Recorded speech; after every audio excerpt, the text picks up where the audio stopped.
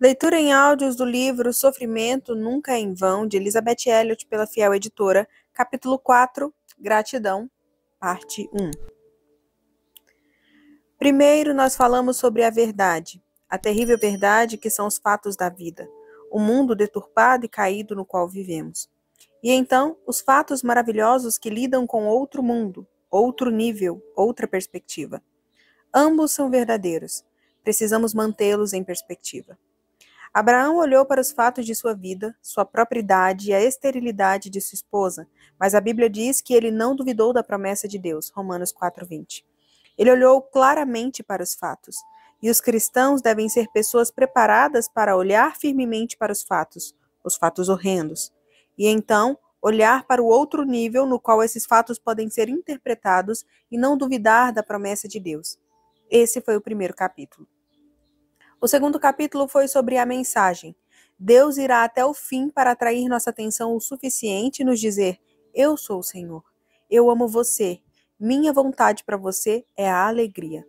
Então, se pudermos nos lembrar desses dois aspectos, a verdade e a mensagem, então será mais fácil para nós dizer: sim, Senhor. Aceitação. Paulo aceitou o espinho, ainda que aquilo não fosse seu gosto e sua preferência. Jesus aceitou o cálice e disse: não se faça a minha vontade, e sim a tua. Lucas 22:42. E essa visão e esse mesmo princípio devem caracterizar cada uma de nós, cristãs, à medida que formos recebendo, da mão de Deus, o cálice da salvação, contendo seja lá o que for, para a nossa redenção e nossa perfeição finais. Não haverá nada naquele cálice da salvação, exceto o que for necessário. Após dizer tudo isso, podemos dar graças a Deus? Agora, a gratidão é o assunto que está diante de nós, e eu gostaria de lhe dar 3 coisas para pensar dentro desse tema. Antes de tudo, gostaria de que pensássemos em 2 coisas que devem distinguir os cristãos do restante do mundo. E, para ser bem sincera, ao viajar por aí e conhecer todos os tipos e variedades de cristãos, fico desanimada ao perceber que, com muita frequência, não parece haver diferença na maneira como eles vivem e na maneira como o restante do mundo vive, na maneira como eles respondem às experiências de sua vida e na maneira como o mundo responderia. Em outras palavras, se eles fossem presos sob a acusação de serem cristãos, haveria provas suficientes disso para condená-los? E eu estou sempre me fazendo esta pergunta. Que diferença eu esperaria que os outros vissem na minha vida, a qual ao menos chamaria a atenção dessas pessoas e as faria dizer: algo de diferente naquela mulher? Em meu livro Let Me Be a Woman, Deixe-me Ser uma Mulher, eu disse que não sou um tipo diferente de cristão por ser mulher, mas certamente devo ser um tipo bem diferente de mulher por ser cristã. Você conhece pessoas para as quais pode apontar e dizer: você vê aquela pessoa? Ela é uma cristã. Observe a vida daquela mulher. Ela é uma cristã. Que tipo de evidência seus amigos veriam em sua vida? 2 coisas que certamente devem distinguir você, a mim e todos aqueles que se dizem cristãos são a aceitação e a gratidão. E é muito difícil estabelecer uma distinção clara entre ambas. Se podemos aceitar uma dádiva, então podemos agradecer por ela. Ora, todas nós temos a experiência de receber todo tipo de presentes de amigos, parentes, tias-avós e pessoas a quem temos de dizer obrigada, mas, na verdade, não estamos muito felizes com a escolha delas. Quero dizer, quantos protetores de papel higiênico de crochê uma mulher consegue usar? Se aquilo é o que a tia Suzy faz, então todo Natal e todo aniversário você talvez receba dela um protetor.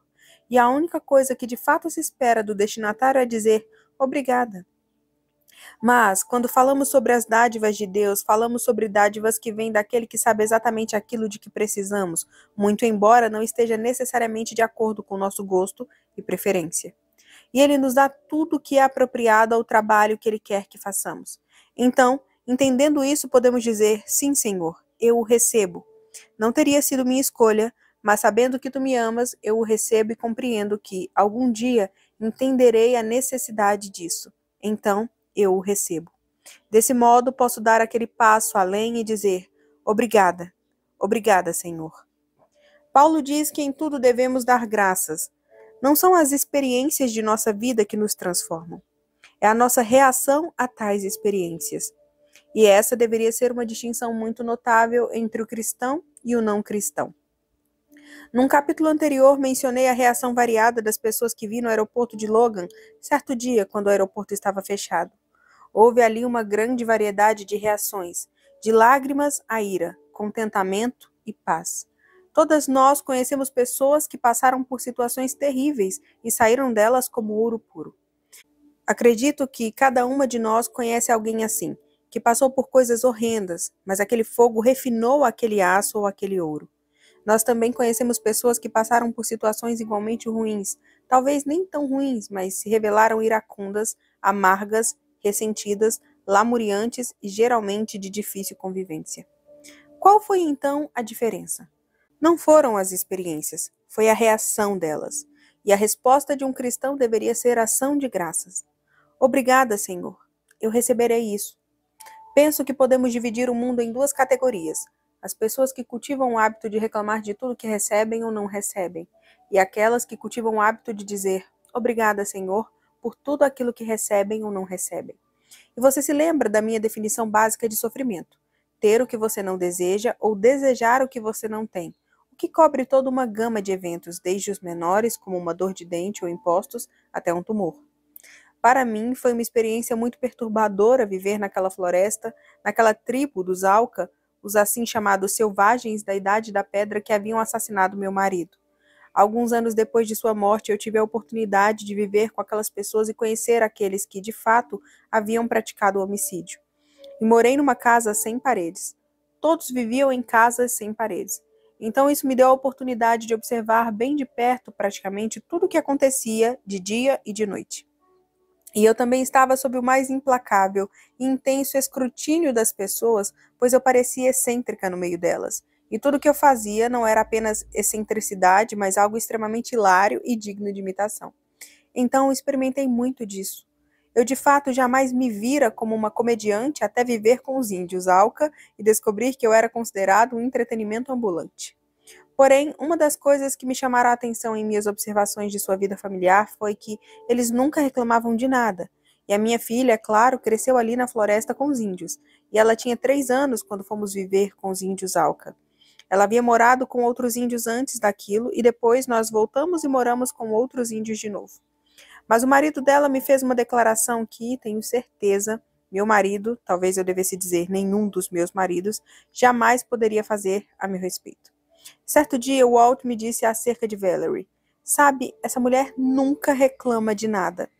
E, é claro, meu coração de mãe imediatamente se encheu de orgulho, mas logo percebi que eu provavelmente não tinha absolutamente nada a ver com aquilo. De fato, era apesar de mim, e não por minha causa, que meu genro podia dizer aquilo. Primeiro porque Valerie é mais uma Elliot do que uma Howard, e os Elliot são pessoas muito mais entusiastas. Eu venho de uma longa linhagem de pessimistas, de ambos os lados da família, campeões do pessimismo. Porém, percebi que provavelmente a principal razão era o fato de ela haver crescido com índios que nunca reclamavam.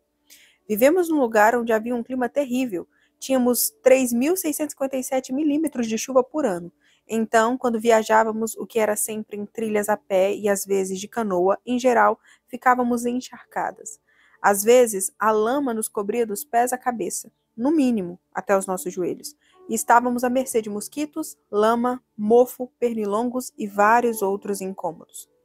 E os índios vinham caminhando numa trilha de talvez 4 horas com, digamos, uma cesta de 23 quilos de comida nas costas. Quem fazia isso eram as mulheres. Os homens não podiam carregar 23 quilos, mas as mulheres sim. E eu nunca, nenhuma vez sequer, vi uma mulher arrancar aquelas tiras com as quais carregavam os cestos, colocá-los no chão e dizer, ufa! Nunca. Elas simplesmente não faziam isso. Ora, aquelas pessoas não eram cristãs. E para minha vergonha, digo que vi entre elas um entusiasmo e uma aceitação graciosa, pacífica e serena daquilo que consideraríamos condições bastante hostis, mas que elas tinham como parte de sua rotina. Ninguém dava tapinha nas próprias costas pelo fato de não estar reclamando. Então, aprendamos uma ou duas lições com essas pessoas simples e cultivemos o hábito de, em vez de reclamar, dizer obrigada, Senhor. Provavelmente minha filha está lidando com uma das questões mais difíceis com que os pais têm de lidar ao criar seus filhos, que é o choramingar. Os filhos dela são obedientes. Eles aprenderam a sê-lo. E sabem que devem levar a sério o que papai e mamãe lhes dizem, mas não obedecem necessariamente com alegria. Eles não fazem isso necessariamente com um sorriso. E às vezes, um deles precisa ser mandado de volta para o quarto até encontrar um rosto gentil. Nós não gostamos desse tom de voz. Volte para seu quarto. E quando encontrar um rosto gentil ou uma voz animada, então você pode voltar. Amy Carmichael, a missionária na Índia, cuja biografia escrevi sob o título A Chance to Die, Uma Oportunidade para Morrer, contava que, quando ela era criança num pequeno vilarejo na Irlanda do Norte, os filhos não apenas estendiam imediatamente a mão para a palmada, que era dada com uma pequena raquete chamada pendy, como também tinham de dizer "Obrigada, mamãe". Essa é uma disciplina rígida, não? Certa vez, uma moça encantadora se hospedou comigo e me contou uma história maravilhosa acerca da diferença que Jesus Cristo fizera em sua vida quando ela contava com cerca de 18 anos. E esse é o tipo de história que eu estou sempre procurando. Minha alma se empolga ao ver que há uma diferença prática, visível, pé no chão, que Jesus Cristo fez na vida de alguém. Ela me contou que tinha ido a uma reunião, acredito que do Young Life, na qual o palestrante falara sobre honrar seu pai e sua mãe. E ela disse que, na maior parte do tempo, a mensagem estava entrando por um ouvido e saindo pelo outro. Então, de repente, ela teve um estalo e disse: "Oh, eu devo honrar meu pai e minha mãe. E eu e minha mãe muitas vezes somos como gato e rato." E ela disse: "Então fui para casa, comecei a refletir sobre aquilo e pensei: oh, eu não consigo. Essa coisa de ser cristã é demais para mim." Mas ela disse: "Comecei a orar para que Deus me ajudasse a fazer aquilo, fosse lá o que significasse. Eu realmente não sabia o que significava, mas eu sabia que reclamar, ser carrancuda e conviver com dificuldade, nada disso se encaixava com alguém que honra pai e mãe." Ela continuou e disse: "Depois eu queria ir a um evento e perguntei à minha mãe se poderia ir. Ela ainda morava na casa dos pais, então, embora tivesse 17 ou 18 anos, sabia que estava sob a autoridade deles. Bem, a mãe disse que ela não poderia ir ao evento. E ela disse: eu respondi: tudo bem."